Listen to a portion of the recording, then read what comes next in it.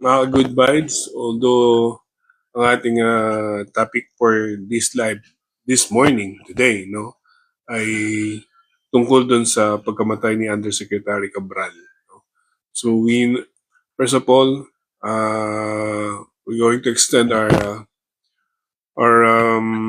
condolences to the family, and may Undersecretary Cabral, she may rest in peace, no? Although alam natin, hindi naman kaila sa atin yung controversial na kanyang kinasasangkutan, no, dahil dun sa flood control projects, no.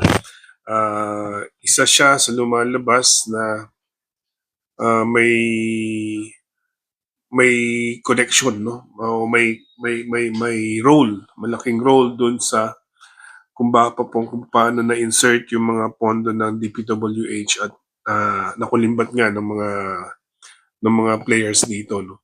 So, first of all, yun na nga, nakikiramay kami sa pamilya at sa mga naiwan ni Yusek Cabral. Also, nakakalungkot din dahil aside from her passing away, no, nakakalungkot din dahil uh, siya yung supposedly na dapat na magiging susi, no, kasi siya yung parang sa kanya nagdaan lahat, no. Parang siya yung lahat, yung sa kanya lahat nagdaan yung pondo, no, na kinulimbat ng mga players na dito sa flood control projects na to, no, sa scam sa controversial na to, no? So yun ang nakakalungkot, no. Isa sa pansa nakakalungkot yun dahil hindi na natin malalaman o mahihirapan na tayo, mas lalong mahihirapan na tayong alamin yung katotohanan, no. At ayon pa sa mga narinig ko, sa mga nakalap natin balita sa social media, no, although uh, uh, this information came from the social media, no, nalaman lang natin ito, nabasa natin sa social media, nakakabahala din na yun atang yung personal computer o yung computer na gamit ni Yusek Cabral, no, isa sa mga gamit niya na nawawala, no, which is would be very vital nga sa investigasyon na nagaganap sa kasalukuyan, no, for us to know, to come to the bottom, no, of the truth of everything on this, no, on everything on this, no. Isa sa makakatulong nga sana yung kanyang files, no. However, yun na nga yung mabigat na kinakaharap ngayon natin dito, nawala na yung files, and yet nawala na rin si Yusek Cabral dahil nawala na nga siya, no, na nakita yung kanyang cadaver, no, this morning, no. Actually, parang halos paglipas lang ng hating gabi, no, na-confirm na siya ay namatay dahil sa nahulog siya sa bangin sa Benguet, no. So isa yun sa nakakalungkot na pangyayari, no. Aside from her passing away, hindi na rin natin makikita malalaman, no, yung katotohanan dito sa nangyari sa flood control na anomalya na to, no. Hindi na siya makapag-testify. Wala na rin yung files niya, hindi na rin makita, no. So ang daming masasama na impormasyon at katotohanan sa pagkamatay ni Yusek Cabral. Yun ang isa sa mga nakakalungkot na magiging implikasyon ng kanyang pagkawala, no. Paano na naman to? Hindi na rin pwede sa kasalukuyan, hindi rin makapag-testify o yung mga bibitawang salaysay ni ex-congressman Saldico ay hindi na rin bibigyan ng weight dahil wala naman siya rito at puro hearsay na matuturing yung kanyang mga sinisiwalat sa social media, no, dahil hindi naman yon sworn statement, no. So babaliwala lang din yun at sa kasalukuyan na tatansya natin mukhang hindi naman siya babalik na para humarap dito sa inquiries dito, formal inquiries dito sa ating bansa, o even kahit sa court, mukhang hindi na siya babalik dito para gawin yon, no? So, supposedly dapat si Yusek Cabral ang makapagpalinaw pa dito, kaya lang with her passing away, back to zero na naman. Mukhang hindi na naman tayo makakausap nito. Yung mga maliliit lang na player dito, ang mga nakasuhan na, no? So, wala. Nakapanghinayang, babalik na naman tayo sa asa na yung mga big fish. Puro maliliit lamang na isda ang nakasuhan. Pero yung talagang mga major player o yung mga mastermind ng anomalya na to, mananatiling shadow na lamang, no? Hindi na mananatiling konsepto na lamang sila at walang mukha na hindi natin malalagyan ng mukha at pangalan yung mga yung mga yung mga big time players na to, no? So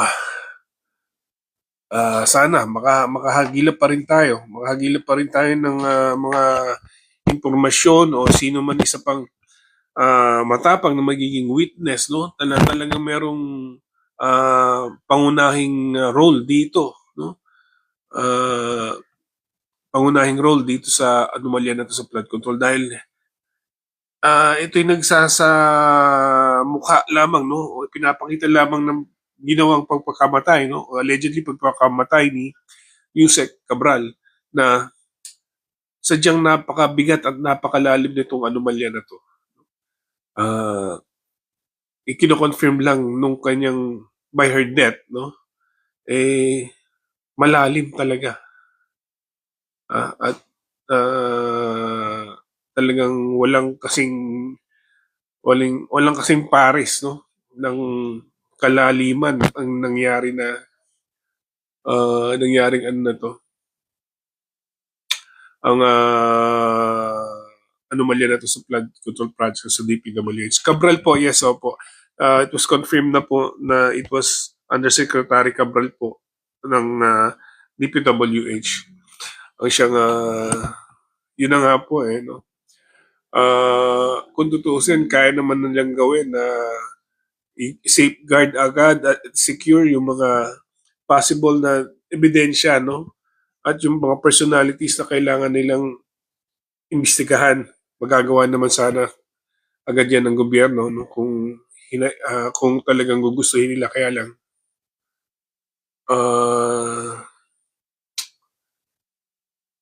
well, that's also be a possible, Franz, no? Na talaga namang wala naman talagang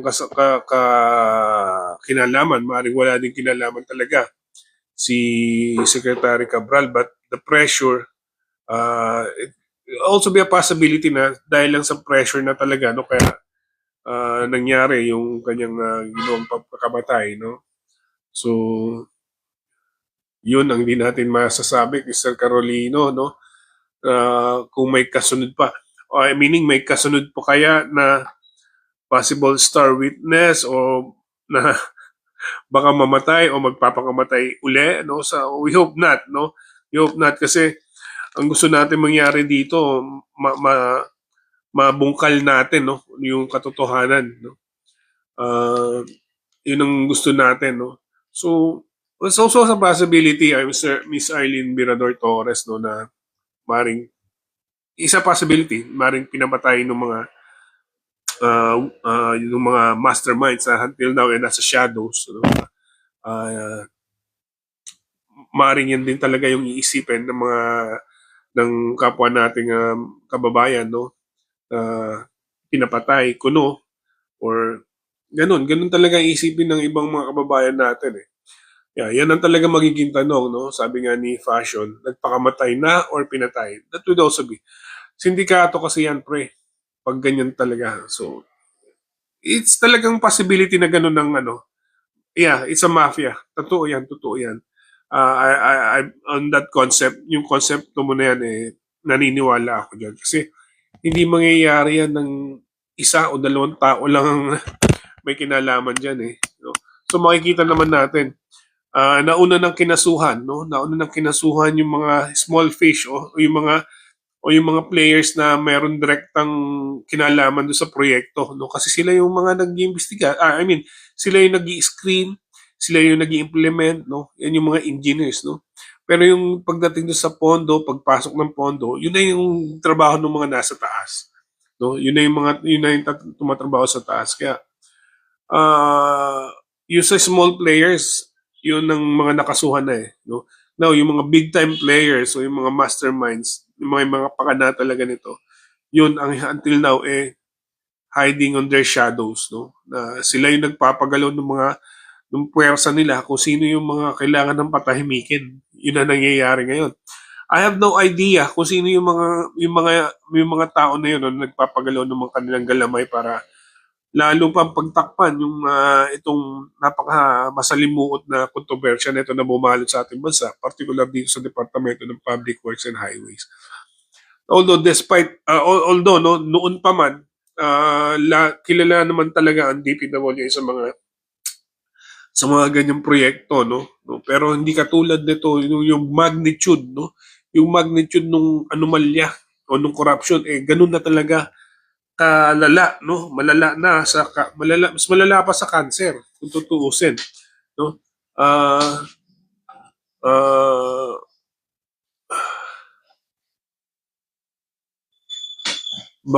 baka ibang bungo 'yan eh. Possible, maraming possibility eh. Ang yung issue na to with the Yusek Cabral, kung siya man yung namatay, nagpakamatay man siya o nalaglag o ibang bangkay, etong bumabalot na mystery dito, it only shows talaga kung gaano na kalala yung corruption na nangyari. Yun yung gusto kong ipunto doon eh, no? Kung ito man, yung kanya bang pagkamatay is stage lang, parang it's just a show para mawala na sa eksena si Yusek Cabral dahil sabi nga hindi nakita yung kanyang bangkay no kung siya nga ba yon. So ang pinupunto ko lang dito kung totoo man na yon o hindi, itong kaganapan na to, itong sitwasyon na to, it only confirms kung gaano kalala, gaano kalalim, gaano kagarapal na no yung anomalya na naganap dito sa ating bansa na dumaan pa sa DPWH at uh, may ibang sektor na sinasabi na umaabot pa sa opisina ng presidente. So yun, maaaring totoo yung mga ganong konsepto o paniniwala o haka-haka no dahil dito sa nangyari na to dahil dito sa allegedly pagkamatay ni Yusek, alleged na pagpapakamatay ni Yusek Cabral. So nakakalungkot talaga, nakakalungkot. Hindi sa tingin ko hindi lamang ang pamilya, direktang pamilya ni Yusek Cabral ang siyang nagduluksa sa ngayon, kundi ang hustisya, ang katotohanan, lahat ng tao, ang sambayan ng Pilipino na ang gustong malaman ang katotohanan dito sa kontrobersya na ito ay siyang nagduluka. Madalit salita, ang buong sambayan ng Pilipino ay magduluksa dahil dito. Okay? Si Bungo nagpatira dyan. Sino yung Bungo? Ang kilala kong Bungo si si Bobby Ortega. Pero I'm not saying na siya, no? I don't know if you're referring to him, no? Pero I don't think, I have no idea about that, no? I just read your comment, Sir Carolino. Magandang umaga sa iyo. Well, anyway, yun lang, no? So, despite yung mga nangyari, okay. Bung, baka kulang ng Gian Carolino, ah. I'm not saying, I'm not saying na yun, ano, pero I got what you're trying to tell me. Okay, everything is a possibility with this, no? So, kaya, ang ano ko lang na, I just pray, no? I just wish, no? talagang we can still get to the bottom of this, no, at mapanagot yung mga dapat talagang mapanagot, no. Kasi hindi biro, never, hindi biro yung ah, kinahinatnan ng ating mga kababayan na binaha, no, na naging biktima ng kanilang mga naging biktima ng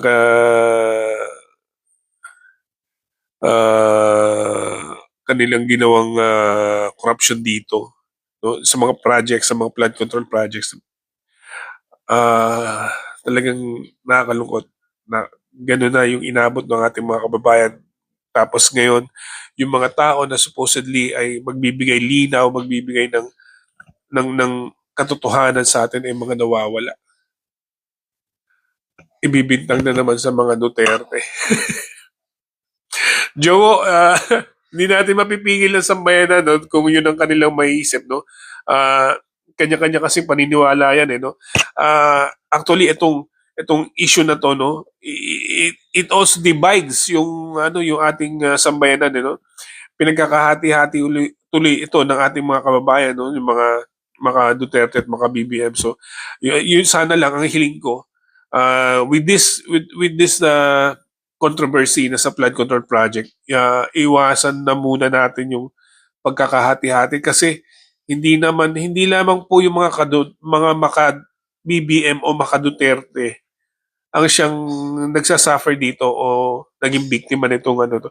Lahat po tayo, maka Duterte ka man o hindi, maka BBM ka man o hindi, lahat ng kababayan natin, walang sinisino to ang naging biktima ng mga pagbaha nito dahil sa kawalan ng magandang flood control projects na to, no. Supposedly na sa safeguard sa ating mga kababayan, no. So walang pinipili yung sakuna na nangyari, no. Kaya yun lang ang hiling ko na sana huwag tayong hindi maging dahilan ito sa pagkakahati-hati pa natin, no. So kaya nga lang, ewan ko ba, parang nasa kultura na talaga natin mga Pinoy yung pagiging parang faction na, nagiging faction ba? Dahil isipin natin, tayo ay isang archipelago, no? Isang archipelago tayo. Yes, there's also a possibility, no? May buhay na naman na nasayang dahil sa kasalanan ng iba. You can say that, you can say that. Going back to my point, no, na mahirap talaga unify o mapag-isa yung mga bansa, yung ating mga kababayan pagdating din dahil historically talaga tayo ay isang archipelago. Archipelago tayo and historically talaga mahirap unify ang ating mga kababayan pagdating din dahil sa ating pagiging regionalism, no, from Visayas, Mindanao and Luzon, no. So talagang mahirap, pero I'm not losing hope na magagawa pa rin natin yan. Yun lang naman mahalaga doon, bawat mamamayan magkaroon ng buhay na pag-asa, no, na matutunton at masisilayan pa rin natin ang katotohanan sa mga nangyayari na to. So, ay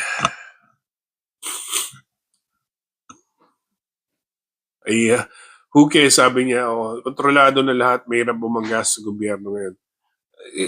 Ano nga for me, naisip ko lang, no, na parang quasi, parang somewhat parang this martial law. Parang sa akin, ano, I can compare it to martial law kasi although hindi naman, walang panggigipit naman, no, pero they can do whatever they want kasi sa nakikita natin ngayon, sa nababalitaan natin ngayon, no? So,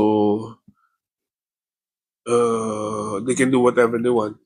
So, on that aspect, parang martial rule na, no? Kasi they can do whatever they want.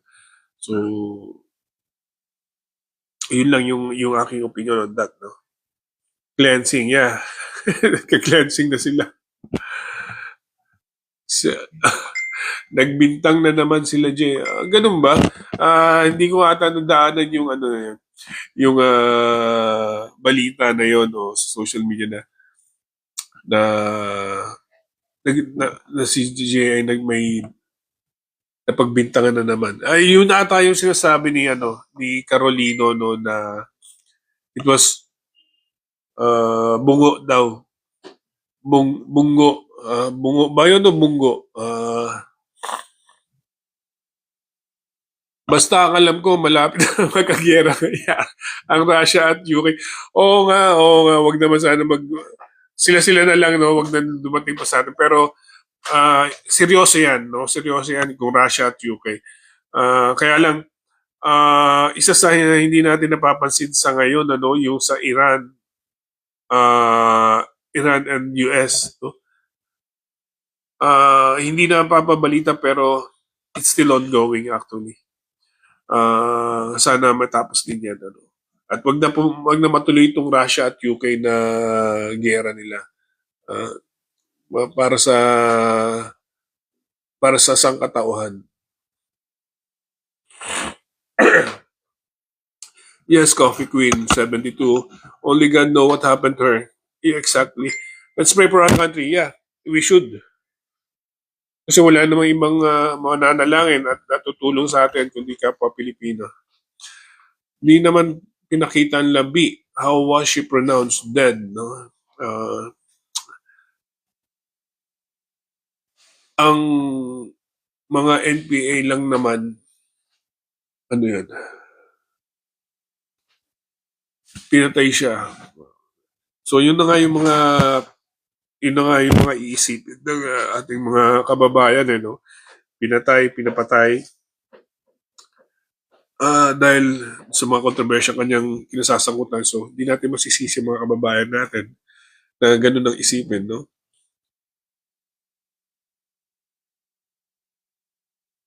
Well, hindi ko po sinabi na pinatay. Ang sinasabi ko po ay yan ang maaring isipin, no? Kasi nga wala nga po tayong proof no? Kaya sabi ko po allegedly namatay. So kasi ang inaano ko po doon yun po ang maaring isipin ng ating mga kababayan. Kaya po ako nagbibigay lang po din ng opinion at pahayag, no? Wala po akong proof na talaga siya ay pinatay. What is certain now ay itong issue na to na binalita na siya po ay patay na. So yun po yung akin lang pinaparating na because of her death, kasama na rin pong namatay doon yung katotohanan na pwede nating makuha sa kanyang mga testimonya. Yun po yung ipinupunto ko doon.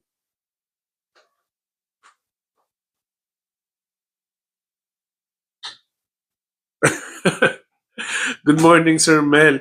Boss, wala pa ba payag si Auntie Claire? Wala pa po tayong na-encounter sa Facebook sa ngayon, komento tungkol from the palace through Auntie Claire tungkol sa pagkamatay ni Undersecretary.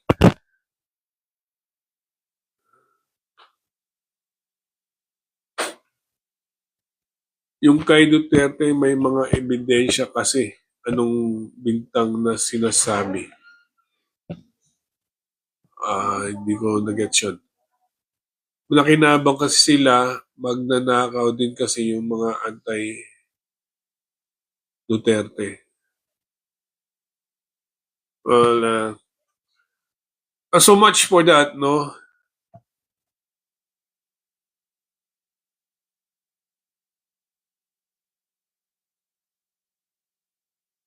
Well, so much for that.